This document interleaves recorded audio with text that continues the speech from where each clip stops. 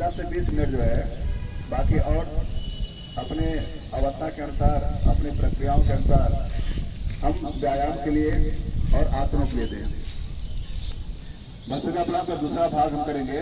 लंबी गहरी श्वासों को फेफड़े में भरेंगे, लंबे समय तक उनको रोक कर रखेंगे, और जब लगे कि अब ज्यादा देर तक श्वासों को रोका नहीं जा सकता, और लंबे समय तक भरेंगे। अपने शक्ति और सामर्थ्य के अनुसार लंबे समय तक श्वास को फेफड़े में भरना है।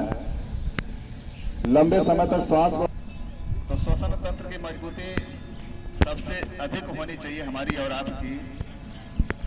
हम कितना ही अधिक घायल क्यों न हो जाएं, लेकिन अगर हमारी श्वासें हमारी साथ दे रही हैं तो उपचार होकर हमें बचा लिया जाएगा।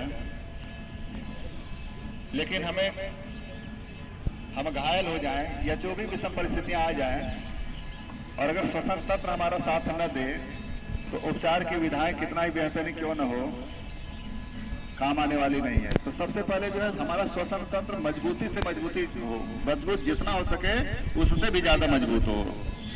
और मजबूती के लिए किया जाने वाला यह भस्त्रिका प्राणायाम बेहद लाभकारी होता है पूरे श्वसन तंत्र को मजबूत बनाने के लिए।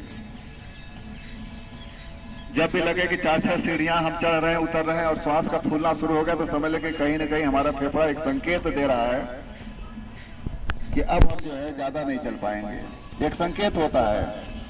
पूरा का पूरा शरीर में बहुत सारे ऐसे लक्षण होते हैं, शरीर के जो भी लक्षण होते हैं, सारे लक्षणों को कभी भी अनदेखी नहीं करना चाहिए। जो है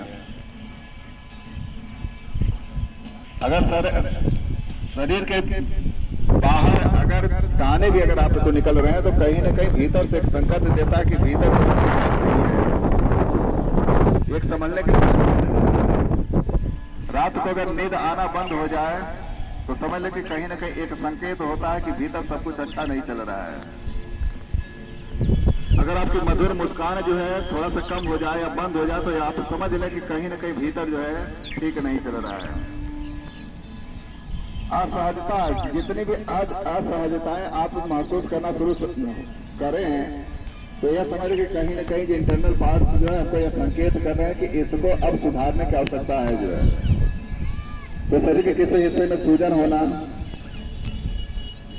शरीर के किसी हिस्से का पूरा अनडिसिप्लिन होकर ग्रोथ करना,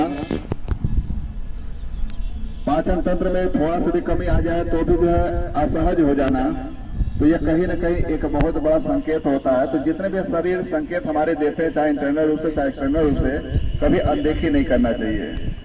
जो भी हमारे चिकित्सकीय परामर्श हो उनके यहाँ जरूर जाएं, उनको सारी बातों को बताओं कि ऐसा लक्षण जो दिख रहा है।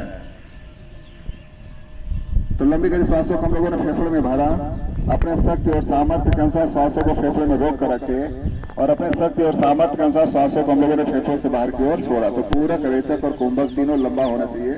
तो चलें 2 बार और लें, लंबी गहरी श्वासों को फेफड़े में भर लें, भरे भी तो बहुत धीमे धीमे।